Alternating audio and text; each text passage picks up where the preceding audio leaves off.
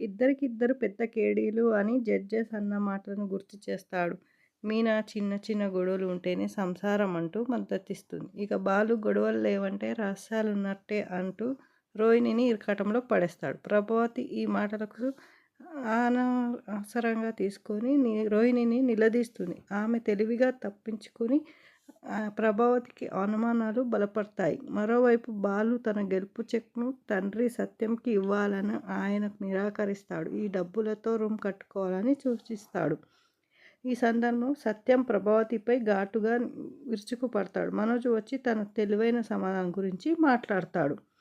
ప్రభావతి అతని మోసాల చిట్టాను బయటపెట్టడంతో అతను సైలెంట్ అయిపోతాడు. ఇక బుధవారం గ్రామంలోనే బాలు మీనా ఇద్దరు సరదాగా మాట్లాడుకుంటూ కనిపిస్తారు. మీనాను చూసిన బాలు కాస్త రొమాంటిక్ మూడ్లోకి వెళ్ళిపోతాడు. నీ వల్లే నా జీవితం మారిపోయిందండి, నువ్వే నన్ను మార్చావను అంటుంటాడు బాలు. మీనాను పొగడ్తలతో ముంచెత్తుతాడు. దీనికి మీనా కూడా మీరు దొరకడం నా అదృష్టం అని ఫన్నీగా సమాధానం ఇస్తుంది. ఈ కార్యక్రమంలో ఆత్రంలో బాలు డ్యాన్స్ చేద్దామని మీనాను అడుగుతాడు. కానీ మీనా మాత్రం మనం హాల్లో ఉన్నామండి, ఎవరైనా చూస్తే బాగుండదు అంటూ కొంచెం భయపడుతుంది. అయితే బాలు మాత్రం మా అమ్మ వస్తే విజిల్ వేస్తూ కిందికి వస్తుందిలే, టెన్షన్ పడొద్దు అంటూ మీనాతో రొమాంటిక్ స్టెప్పులు వేస్తాడు. ఇంతలోనే ఊహించని విధంగా అక్కడికి ప్రభావతి రావడంతో పరిస్థితి మారిపోతుంది. మీనా ముందే గమనించిన బాలు మాత్రం పట్టించుకోకుండా స్టెప్పులు వేస్తూనే ఉంటాడు. ఒకసారి ప్రభావతిని చూసి బాలు షాక్ అవుతాడు. వేరే స్టెప్పులు వేయి, ₹1,00,000 వచ్చాయి కదా, ఏమైనా చేస్తావులే అంటూ ప్రభావతి సెటైర్లు వేస్తుంది. ఈ మాటలకు బాలు సైలెంట్గా ఉండిపోతాడు. ఈ సన్నివేశం తర్వాత మీనా కీలక నిర్ణయం తీసుకుంటుంది. ఇక పైన మనం సొంతంగా ఒక రూమ్ కట్టుకుందామండి, మీ నాన్న కోరిక కూడా అదే అంటూ బాలుతో చెబుతుంది. బాలు కూడా అంగీకరిస్తాడు. తనకు తెలిసిన మేస్త్రీలు ఉన్నారని, తక్కువ ఖర్చులో ఇల్లు కట్టిస్తారని మీనా భరోసా ఇస్తుంది. మరుసటి రోజు బాలు మేస్త్రీని తీసుకొచ్చి పైన రూమ్ గురించి వివరాలు చెబుతాడు. కొలతలతో చూసిన మేస్త్రీ మొత్తం ఖర్చు 4 లక్షలు అవుతుందని చెప్పడంతో బాలు కాస్త ఆందోళన చెందుతాడు. తమ దగ్గర ₹1,00,000 మాత్రమే ఉన్నాయని, మిగతా డబ్బు త్వరలోనే సర్దుబాటు చేస్తామంటాడు. అయితే మేస్త్రీ మాత్రం మొత్తం డబ్బు ఉంటేనే పని మొదలవుతుందండి, మెటీరియల్కే 3 లక్షలు ఖర్చు అవుతుంది అని స్పష్టంగా చెబుతాడు. చివరికి బాలు కొంత మొత్తాన్ని అడ్వాన్స్గా ఇచ్చి పంపిస్తాడు. ఈ మొత్తం వ్యవహారాన్ని ప్రభావతి దొంగచాటుగా వింటుంది.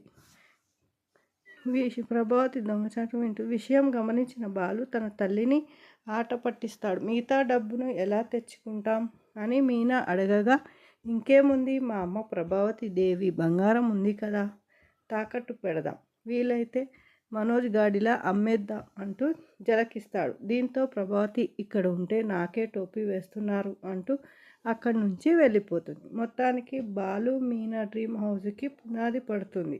మరోవైపు మీనా తన ఫ్రెండ్స్ని కలవడానికి వెళ్తుంది. ₹1,00,000 గెలిచావు అంటూ కంగ్రాట్స్ చెప్తారు. ఆ పోటీ ఏంటని అడుగుతారు.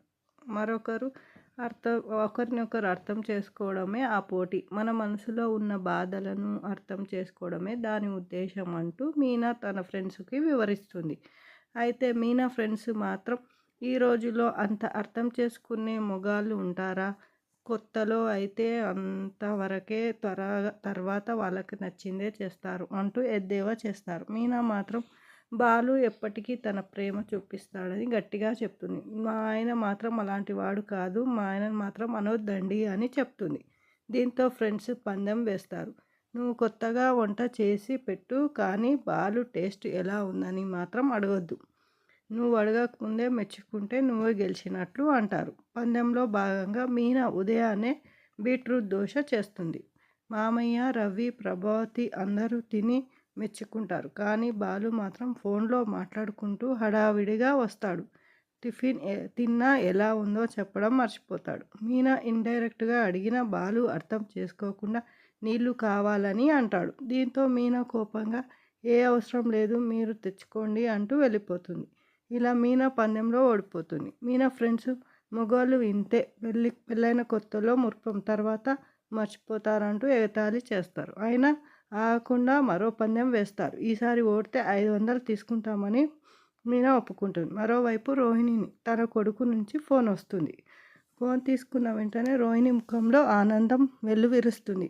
అవతలి వైపు నుంచి కొడుకు, అమ్మ నా పుట్టినరోజు కదా, నువ్వు ఖచ్చితంగా రావాలి, ఈసారి మాత్రం మిస్ అవ్వకూడదు అని అడుగుతాడు చింటూ. దానికి రోహిణి ఎంతో ప్రేమగా, తప్పకుండా రా బాబు, నీ పుట్టినరోజుకి నేను ఖచ్చితంగా వస్తాను, ఈసారి మాత్రం నా హామీ ఇస్తుంది అంటుంది రోహిణి. ఏంటమ్మా ఏం మాట్లాడట్లేదు? ఏం లేదు చింటూ, నువ్వు కూడా నాలాగే మాటలు బాగా నేర్చుతున్నావు అంటూ సరదాగా మాట్లాడుతుంది రోహిణి. అంతలోనే కొడుకు, అమ్మ నాకు ఏం కావాలో తెలుసా అడుగుతూ వెంటనే రోహిణి, చెప్పు నాన్న, నీకేం కావాలో నేను ఎలాగైనా తీసుకొస్తాను. నాకు జీన్స్ ప్యాంటు కావాలి అమ్మ, కొత్త బూట్స్ కావాలి, కోటు షర్టు వేసుకుంటాను అంటూ మురిసిపోతాడు. కొడుకుని కోరిన కోరికలన్నీ తీరుస్తానని రోహిణి అంటుంది. పుట్టినరోజు వేడుకలను ఖచ్చితంగా వస్తానని మరోసారి చెప్తుంది.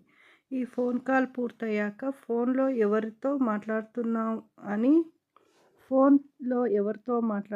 అని మనోజ్ ప్రశ్నిస్తాడు. రోహిణి సమాధానం చెప్పబోయేసరికి మనోజ్ తన మనసులో ఉన్న కోరికను బయటపెడతాడు.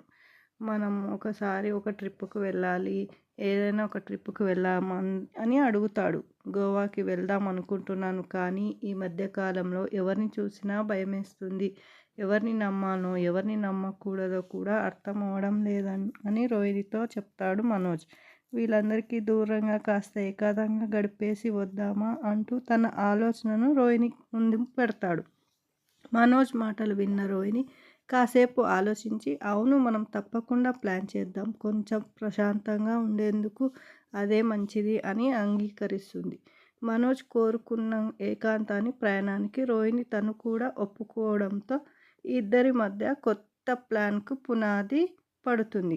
అప్కమింగ్ ఎపిసోడ్లో ట్విస్టులు రాబోయే ఎపిసోడ్లో మీనా బాలు మీద తిక్క కుదుర్చడానికి క్యారేజ్లో పల్లీలు, మిర్చి, పచ్చి కూరగాయలు పెట్టడంలో ఆసక్తికరంగా మారుతుంది.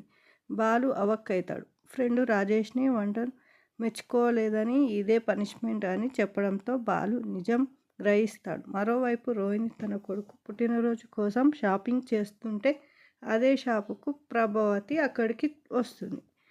మీనాక్షి రావడంతో పెద్ద ట్విస్ట్గా మారుతుంది. షాప్ కీపర్ వచ్చి, ఇదిగోండి మీ కొడుకు కోసం మీరు బట్టలు తీసుకున్నారు కదా, ఇదిగోండి అని చెప్పడంతో ప్రభావతి షాక్, కొడుకా, ఎవరి కొడుకు అని అడుగుతుంది. హాయ్ ఫ్రెండ్స్, మీరు ఈ వీడియో చూసి నచ్చినట్లయితే ప్లీజ్ లైక్, షేర్, సబ్స్క్రైబ్ చేసుకోండి. ఈ వీడియోలోకి కొత్తగా వచ్చిన వాళ్ళైతే సబ్స్క్రైబ్ చేసుకోండి. ప్లీజ్ కొత్త వీడియోలో కలుద్దాం. బాయ్.